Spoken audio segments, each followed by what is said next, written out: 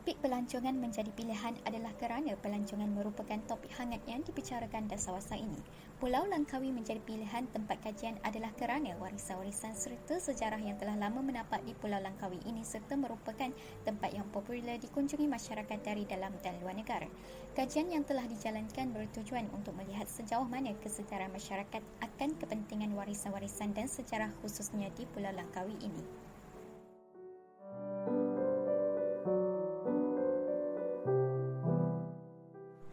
Perancangan petugasan ini telah dilalui sebanyak 4 fasa, iaitu fasa yang pertama adalah berkaitan dengan artikel. Kami mencari beberapa artikel untuk dijadikan bahan rujukan di beberapa laman sesawang yang berilmiah seperti Google Scholar dan ResearchGate. Fasa yang kedua ialah tinjauan. Kami berbincang dan membina soalan tinjauan yang dibuat melalui kaedah SurveyMonkey dengan menggunakan Google Form. Kemudian, soalan tinjauan ini dinilai oleh pensyarah kami untuk memastikan ianya sesuai dijawab oleh komuniti. Setelah dinilai, kami mula mengedarkan soalan tinjauan ini kepada komuniti. Seramai 101 responden yang menjawab soalan ini sekaligus memenuhi kriteria untuk dianalisis. Fasa yang ketiga pula ialah analisis. Pada bahagian ini, bertujuan menganalisis data daripada soalan tinjauan yang telah dilakukan terhadap komuniti sasaran. Demografi responden telah dicatatkan dengan lebih terperinci dan tersusun. Reka bentuk kajian kuantitatif adalah satu kajian yang menggunakan kaedah Monkey Survey melalui Google Form yang dibuat khas untuk tujuan yang akan dijalankan.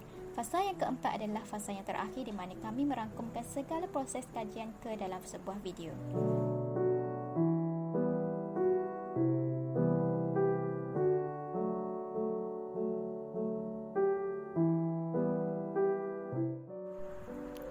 Metodologi.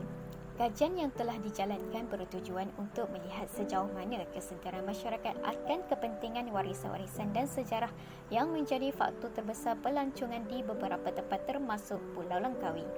Kajian yang berlangsung selama 2 minggu ini mengumpul segala data daripada 101 responden tentang pengaruh warisan yang ada di Pulau Langkawi sedikit sebanyak membantu kami dalam menganalisis untuk melihat segala data yang terperinci. Perkara ini memudahkan kerja kami untuk membuat laporan dengan lebih tersusun. Tinjauan yang telah dimulakan dengan meminta persetujuan dan diakhiri dengan persepsi terhadap pengaruh warisan yang ada di Pulau Langkawi. Kami juga telah melakukan tinjauan untuk mengenal pasti di manakah terletaknya kesedaran masyarakat berkaitan warisan dan kisah legenda yang berada di Pulau Langkawi. Melalui tinjauan yang telah dilakukan, kebanyakan responden telah menunjukkan bahawa maklumat diperoleh melalui media sosial. Berikutan zaman sekarang adalah zaman teknologi. Berdasarkan analisis yang telah dilakukan melalui kaedah Monkey Survey, kami telah mendapat variasi jawapan tentang pandangan masyarakat terhadap sejarah atau warisan-warisan di Pulau Langkawi. Dapat kita simpulkan di sini bahawa tahap kesedaran masyarakat Malaysia akan sejarah dan warisan-warisan adalah sangat tinggi sehinggakan kemajuan Pulau Langkawi disebabkan warisan-warisan serta sejarah yang dijaga sehingga ianya tidak luput ditelan zaman. Cadangan penyelesaian terhadap komuniti dapatan dan kesimpulan. Yang pertama, pengetahuan masyarakat pada hari ini terhadap warisan sejarah di Langkawi masih berada pada tahap sederhana. Perkara ini boleh bercambah dengan mempelbagaikan lagi artikel ataupun cerita rakyat berkaitan sejarah di Langkawi seperti melalui sisipan khusus di dada akhbar, perkongsian di media masa terkini ataupun merencanakan suatu dokumentari bersiri khusus tentang Langkawi bagi membuka mata para masyarakat khususnya generasi muda untuk mengetahui kisah-kisah sejarah di Langkawi dengan lebih terperinci. Yang kedua, membuat komik secara e-buku adalah hal yang munasabah pada hari ini kerana kita berada pada zaman manusia celik IT dan semua maklumat boleh diakses di hujung jari sahaja melalui penceritaan kisah-kisah sejarah yang terdapat di Langkawi dalam bentuk lukisan karikatur dan jalan penceritaan yang menarik.